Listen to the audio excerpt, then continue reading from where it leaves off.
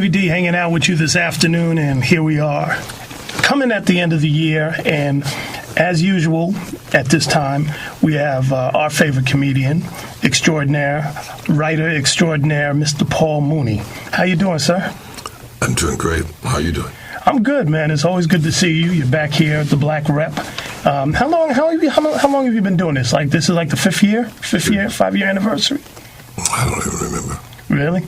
Oh, okay. I think it's like 5 years. It seems like it's been forever. Really? Mm-hmm. Well, it's good that we have you come back here, see you come back home. I was just thinking before you came in that we're at the end of the decade, and, just all the things that have gone on. I mean, first of all, with Barack Obama being in the White House, did you ever think 10 years ago this would ever happen, or did it even matter? I thought it 30 years ago. Did you really? You didn't see the Richard Pryor show and special? No, I wrote a sketch about the first. Well, Richard and I wrote a sketch about the first black president. Okay, I didn't see that. Well, you should go online. We were just discussing it. I know. Google it or twinkle it or whatever you have to do. Or stick your finger in your butt and get it. It's just all so wild and weird. Beam it down, Star Trek, whatever. It's on the Richard Pryor shows. Just look up the first black president. May I have your attention, please? Ladies and gentlemen, the 40th President of the United States.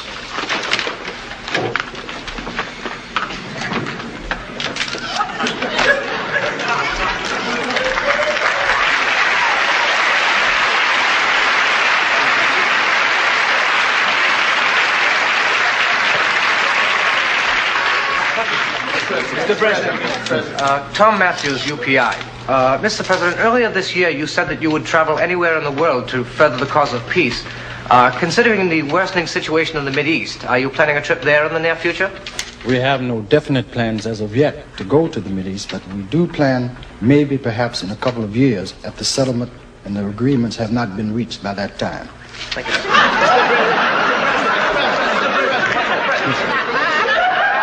Mr. President, the Senate has voted to proceed with development of the neutron bomb. Don't you feel this will impede further progress in the SALT talks with the Russians? Quite contrary to that fact, the matter of nuclear existence deals with atoms and atomic weapons, not with neutron weapons. The neutron bomb is a hold-cost weapon. It is not in the cellular realm of reality. We're trying to hold it in place, and it's a neo-pacifist weapon. Harris Richards, AP. Yes, Mr. Thank you, Mr. President. I'd like to ask you a question which I'm sure the American people would like to know. Do you feel that within the fiscal year the unemployment rate will drop below the 5% level? Well, as you know, the 5% level pertains mostly to, if I may say, white America. In the black America, the minority situations is up to as high as 45%. And we plan to, with all our efforts, try to lower that rate to about 20% in the black areas, and of course it will be lower in the white areas, of course. We're trying to do this and merge a United States. Mr. President. Yes. Arthur Williams, Chicago Sun-Herald. You've just okayed a $250 million increase in our space program. What I'd like to know is the main reason you did this so we can finally recruit black people for the space program? I feel it's time that black people went to space. White people have been going to space for years and spacing out on us, as you might say. And I feel with the projects that we have in mind, we're going to send explorer ships through other galaxies, and no longer will they have the same type of music, Beethoven, Brahms, and Tchaikovsky. From now on, we have little Miles Davis and Charlie Parker. We're going to have some different kind of things in there. That's right. Yes, ma'am. Roberta Davies, Jet magazine. Mr. President, on your list of candidates for director of the FBI, are you including the name of Huey Newton? Yes, I figure that Huey Newton is best qualified. He knows the ins and outs of the FBI, if anybody knows the ins and outs, and he would be an excellent director. Yo, Blythe. Yeah, Brother Bell from Ebony Magazine. Assalamu alaikum, brother. Assalamu alaikum. All right.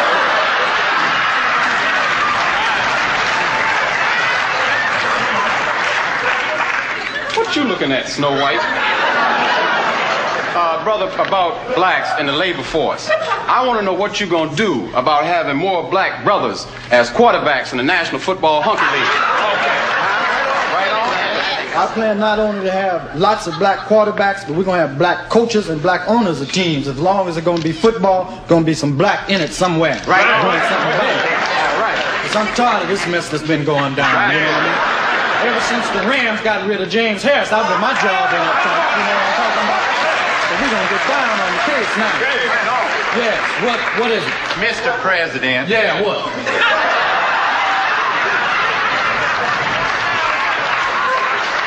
Mr. Bigby, Mississippi Herald. Sit down. Well, is it what you expected? In terms of, I mean, definitely. I mean, in terms of how Obama We is. just were ahead of our times. Yeah, it's perfect. It was 30 years. I mean, people weren't even thinking about a black president. Right, but his performance is what I'm looking at. His performance is brilliant. I mean, here's a Richards. No, I'm talking about Obama. I mean, last year this time. Obama's performance is brilliant too. Definitely, in a very good way. Definitely. I just hung up on some interview. I hope not to do that to you. The interviewer talking to me about ragging Obama and he's the president and why don't he bring the troops home and the health. I said, why don't you call your ex-president Bush, ask him. Bush sent them. Bush sent them there. Have him bring them back.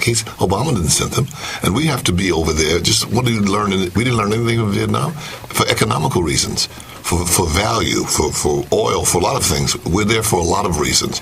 And Obama is a figurehead. It takes an act of Congress. There are other people involved in bringing the troops home or sending them there. Right. He doesn't do that on his own, you know? So the buck doesn't stop there. No, it doesn't. I'm saying he's doing what he can do. The man has not been in office 8 months. People are obsessed with, look, they gave him this garbage. Right. Okay? This truck was already wrecked, okay? Mm-hmm. And now they're blaming him because it has dents in it? It doesn't make sense. I think he's phenomenal in what I think he's amazing. He should work in Vegas. It's like a magic act. the things that he has pulled off and done. Well, what has really stood out for you that you like most about him this year? I love, period, about him, that we have a president that can play basketball. Okay. That in itself is amazing. And we have a president that can walk like a pimp. I mean, it's brilliant. We have a president that can dress like GQ. We have a president that has a wife that has a big behind that's got the biscuits, and that White House has never seen a behind like that. If that furniture could talk when she sits down, that's a show within itself. It's amazing. I love Obama. I love him. He's never at the White House, and if I was black, I'd never be there either. You'd think them white folks would burn it to the ground, and all they have to do is say it's negative. Everything is negative, and no respect.